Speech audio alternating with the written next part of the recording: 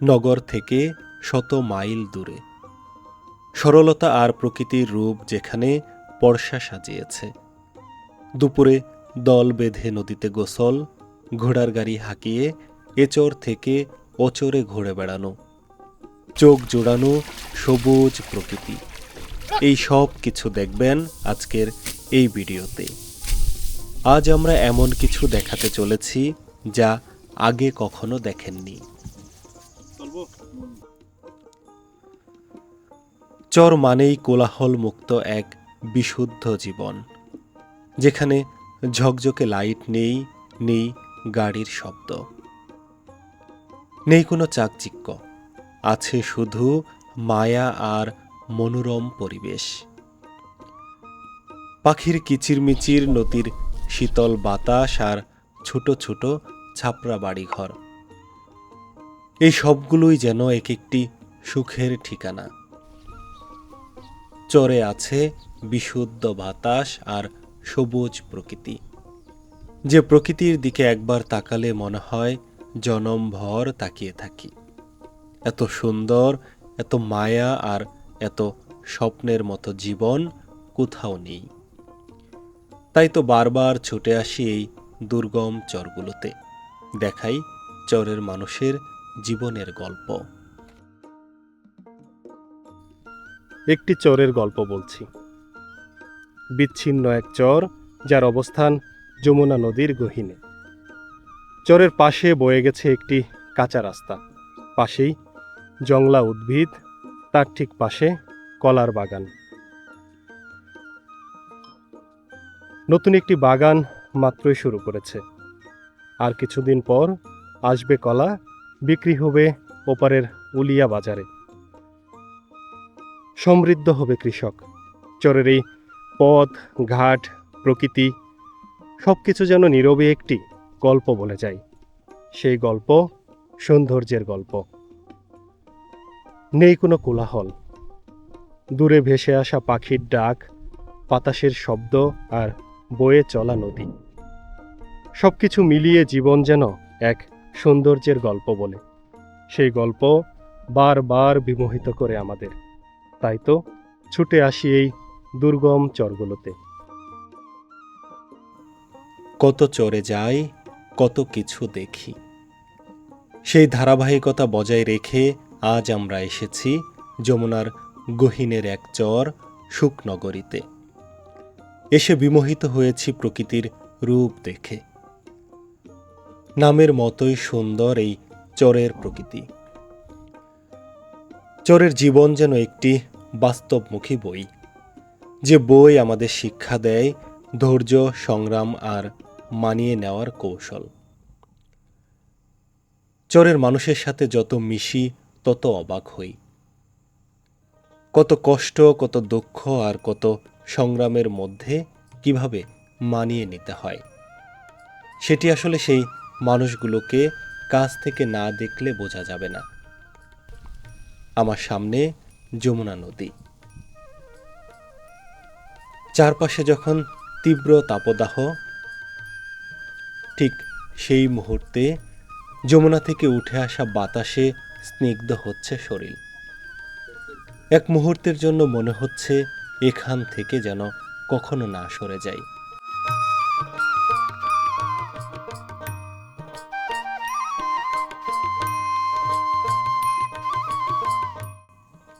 এই মানুষগুলো সংগ্রামী, এই মানুষগুলো জানে কিভাবে লড়াই চালিয়ে যেতে হয়। কখনো বর্ষা, কখনো বা তীব্র তাপদাহ, সবকিছুর মাঝে নিজেদের মানিয়ে নেওয়ার কৌশলটা রপ্ত করেছে বহু আগে। বহু আগে বলতে জন্ম থেকেই। ছোট্ট গাছে ধরে আছে বেগুনি বর্ণের ফুল, জংলি ফুল। এই গাছের আমি নাম জানি না, তবে এক কথায় অপূর্ব সুন্দর একটি গাছ। কিছুক্ষণ আগে শালিক পাখির সভা বসেছিল এই গাছের ডালে। কিছুক্ষণ আগে সেই সভা সাঙ্গ হয়েছে। শালিক পাখি উড়ে গেছে দূরের মাঠে, পড়ে আছে গাছ।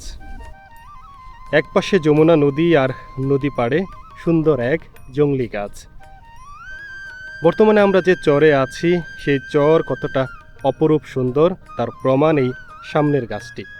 কিছুক্ষণ আগে শালিকের সভা সাঙ্গ হয়েছে, পড়ে আছে গাছ, সামনে নদী, অথই জলরাশি, আকাশে ঘন কালো মেঘ। এক পাশে কৃষকের ব্যস্ততা, অন্য পাশে বসতি, মাঝখানে যে নদী, সে নদী প্রবাহমান যমুনা।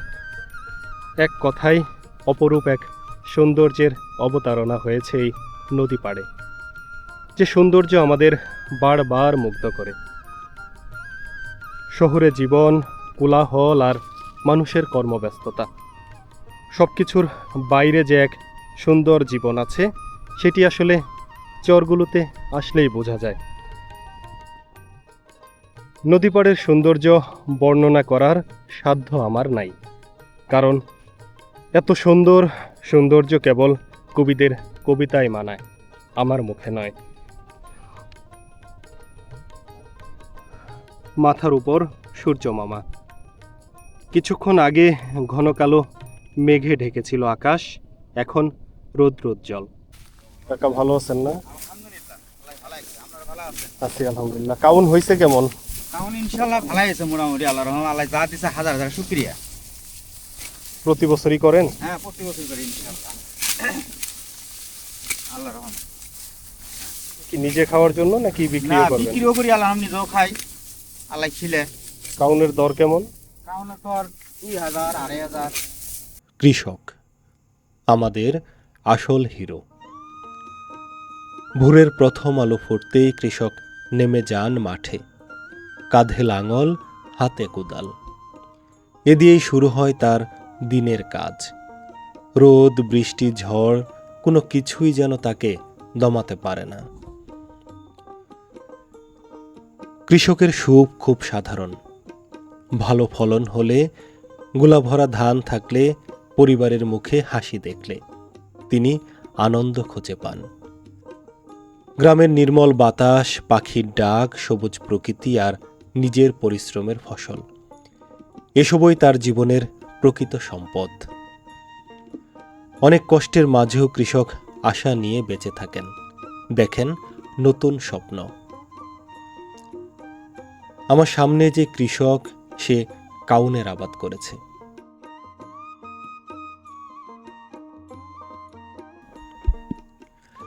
একসময় এখানেই ছিল তার বসত বাড়ি। ভয়ঙ্কর নদী ভাঙনে ভেঙে গেছে ঘর। আবারও নতুন করে যখন চর জেগেছে, সেখানে নতুন করে স্বপ্ন দেখছে কৃষক। এবার আবাদ করেছে কাউনের, বিলুপ্ত প্রায় এক ফসল। এক সময় গ্রাম বাংলায় কাউনের আবাদ হতো, এখন সেটি খুব একটা দেখা যায় না। পথে প্রান্তরে লুকিয়ে আছে জংলি ফুল। এখানে ফুল দেখতে বাগান করতে হয় না। পথে প্রান্তরে নানা জায়গায় জংলি ফুলে ভরপুর। প্রকৃতি যেন তার রূপের পরশা সাজিয়ে বসেছে এই নদীর চরগুলোতে। চারদিকে সবুজ আর সবুজ। সবুজের মাঝখানে যে মেঠু পথ, সেই পথে হাঁটলে মনে হয় এই পথ যেন না শেষ হয়। এ যেন সবুজের সমারোহ। সোনালী আঁশ, সোনালী আঁশ খ্যাত পাট চাষ হয়েছে এই সুন্দর চরে। পাটের কচি ডগাগুলো দুল খাচ্ছে বাতাসে। কিছুদিন পর পাট গাছগুলো বড় হবে। কৃষকের অর্থনীতিতে নতুন মাত্রা যোগ করবে এই সোনালী আঁশ। এক সময়ের সমৃদ্ধ পাট মাঝখানে খেই হারিয়েছিল, কিন্তু এই চরগুলোতে আবারও চাষ হচ্ছে পাটের। সামনের বাংলাদেশ আবারও হয়তো পাটে সমৃদ্ধ হবে। আমরা চাই সমৃদ্ধ হোক বাংলাদেশ।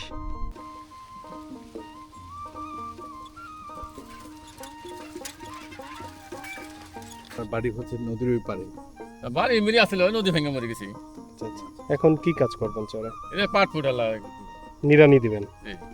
আর কি কি আবাদ মৌসুম করছেন এবার? ভুট্টা আসলে, ধান আসল, মরিচ আসিল।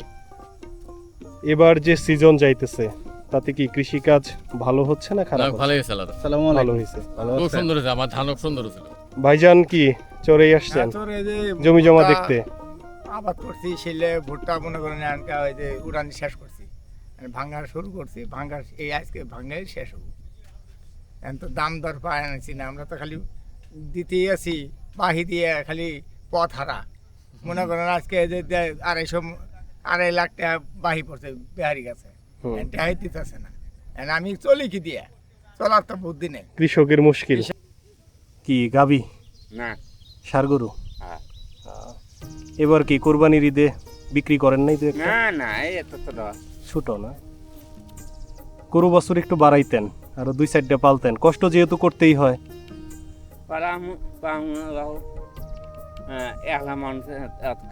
কুলাইতে পারেন না।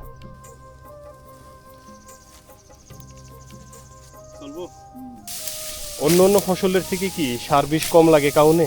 হ্যাঁ কাউনে সার কম না, কম লাগে না, তখন খরচটা কম। খরচ কম। আচ্ছা আচ্ছা, এক খরচ কম। এটা না পেঁয়াজ আছে, মানে পেঁয়াজ করার পরে কাউন লাগাইছেন? পেঁয়াজ করা পরে কাউন বুনছি। আসলে এখন তো কাউনের আবাদ কিন্তু খুব একটা চোখে পড়ে না, মানে বন্ধই হয়ে গেছে। বন্ধ হয়েছে। ওইখানে তারপরে তো যে আপনারা করতেছেন, এটা আসলে খুব ভালো লাগলো দেখে। একটা সময় গ্রাম অঞ্চলে প্রচুর কাউন করতো, জি জি, কাউনের নাস্তা খাইতো মানুষ, নাস্তা পিঠা বানাইতো, পিঠা খা, কাউনের চাউল মনে হয় খাইতো। চাউল খাই মনে হয়। এটাতে আবার আপনার ওই কেক বানায়, হুম হুম হুম। এটা খুব সুন্দর কেক হয়। আচ্ছা আচ্ছা। বুঝছেন, তো এই যমুনার পাড়ে এখনো কাউনের আবাদ মোটামুটি আছে? মোটামুটি আছে ইনশাল্লাহ। আপনি বাদে আর আরো কেউ করছে?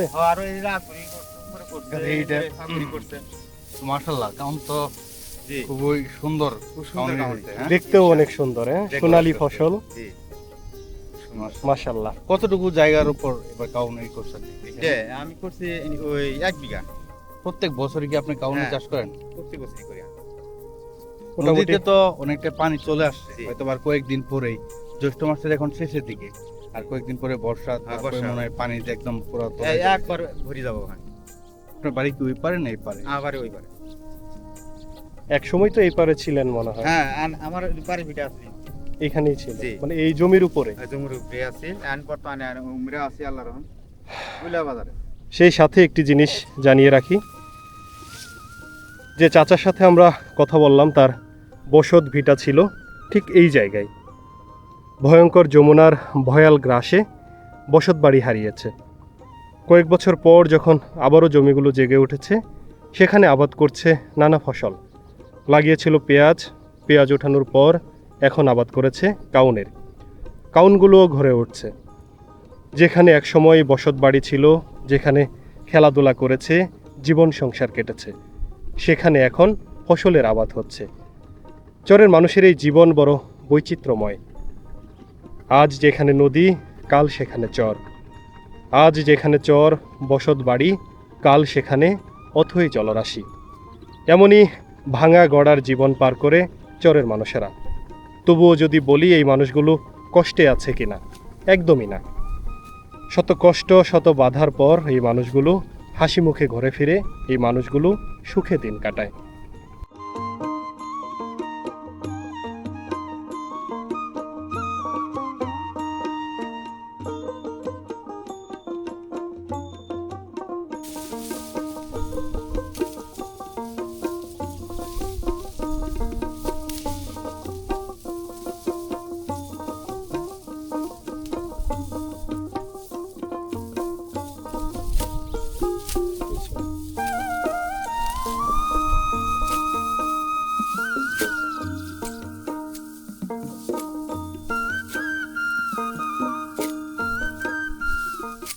কাকা কি এখানেই কাজ করবেন না?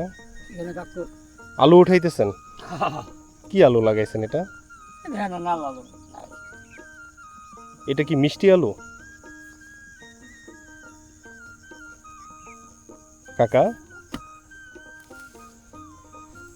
আমরা যখন চরের মাঠে প্রান্তরে ঘুরছিলাম, তখন লক্ষ্য করলাম এ পাশে এক চাচা কোদাল নিয়ে কিছু একটা করছে। যখন কাছে এলাম তখন দেখতে পেলাম সে আসলে আলু ওঠাচ্ছে এই মাঠ থেকে। কাকা কতটুকু জায়গা লাগাইছেন? 5 কাঠা। নিজের জমি? না কট নিছেন? না বাহুরা দি আদি নিছেন? আচ্ছা আচ্ছা। এই যে আলুটা তাহলে যার কাছ থেকে নিছেন তাকে কতটুকু দিতে হবে? হ্যাঁ? যার জমি তাকে আলু কতটুকু দেওয়া হবে? 4/1 ভাগ। সে তো সার বিষ কিছু দিবে না, সব আইনে রে সব আপনার, শুধু জমিটা তার। জমি আলা খালি 4/1 ভাগ। এইভাবে পোষায় কাকা? আদি করে পোষায়? লাগাইছি বাবা হাউরির খাওয়া খানা বুঝল আচ্ছা আচ্ছা, সকাল সকাল মাঠে এসে বসছেন। লাগাইছি কাকা, এই যে গরম চলতেছে গত কয়েকদিন থেকে, তীব্র গরম, আপনারা তো মাঠে কাজ করতেছেন, কি অবস্থা আসলে এই গরমে? বাবারে বাবা তো না এক ফালি পিলে ফেলে তো বই যাইগে। মানে এক ফালি তোলার পরে আবার ছায়ায় যাইতে হয়, হ্যাঁ দু মারা লাগে প্রচুর গরম। সত্যি তো, বাবারে আমরা যেখানে ঘরে ফ্যানের নিচে টিকতে পারি না, হ্যাঁ। সেখানে এই কৃষকেরা তপ্ত দুপুরে রোদে কাজ করে। সেই অসহনীয় গরমে আসলে কিভাবে কাজ করে সেটি জিজ্ঞেস করছিলাম এই চাচাকে। সে যেটি বলছিল, একটুখানি কাজ করার পর দৌড় দিয়ে যেতে হয় ছায়ার নিচে, জীবন তো বাঁচাতে হবে। কাকা, আলু তাইলে ভালো হয়েছে না? ওই যে মোটামুটি মোটামুটি হয়েছে না? ছোট্ট এক চর। আজকের ভিডিওতে চরটাকে আমরা একটু ভিন্নভাবে দেখার চেষ্টা করেছি। এই চরে আমরা যেমন খুঁজে বেরিয়েছি বিভিন্ন জংলি ফুল, একই সাথে দেখেছি নদীতে দল বেঁধে গোসল করার দৃশ্য। সেই সাথে দেখেছি নদীর পাড়ে কাউন আবাদের চিত্র। কিছুক্ষণের জন্য একটু এলোমেলোভাবে হাঁটছিলাম। সত্যি কথা বলতে চরের এই সুন্দর প্রকৃতি আর সবুজ দেখে হাঁটতে ইচ্ছা করলো আরো বহুক্ষণ। তাই তো একবার এদিকে একবার ওদিকে, যেদিকে দু চোখ যাচ্ছিল হেঁটে চলছিলাম। হাঁটতে হাঁটতে যখন নদীর পাড়ে এলাম, তখন আবারও চোখে পড়ল এক জংলি ফুলের গাছ। এ ফুলের আমি নাম জানি না। কিছুক্ষণের জন্য প্রকৃতি উপভোগ করে যখন আকাশটা ঘন কালো মেঘে ঢেকে গেল, তখন মনে হলো এবার যেতে হবে বাড়ি। এদিকে আমাদের খেয়া নৌকা ঘাটে এসেছে। এপার থেকে যারা ওপারে যাবে তারা সবাই উঠছে নৌকায়। এবার আমাদেরও উঠতে হবে, তবে নিয়তির এক নির্মম পরিহাস। আসার সময় জুতা নিয়ে চড়ে আসতে পারলেও যখন নৌকায় উঠব তখন বাধ্য হলাম জুতা খুলতে। সত্যি কথা বলতে এটাই চরের জীবন, এটাই চরের প্রকৃতি। আজকের মতো বিদায় নিব এই দুর্গম চর থেকে। আশা করি চরের সুন্দর প্রকৃতি আপনাদের ভালো লেগেছে। এরকম ভিডিও আরও দেখতে চাইলে অবশ্যই একটা কমেন্ট করে জানাবেন। দেখা হবে নতুন কোনো ভিডিওতে, নতুন কোনো চরে। সে পর্যন্ত সকলে ভালো থাকবেন, সুস্থ থাকবেন। আল্লাহ হাফেজ।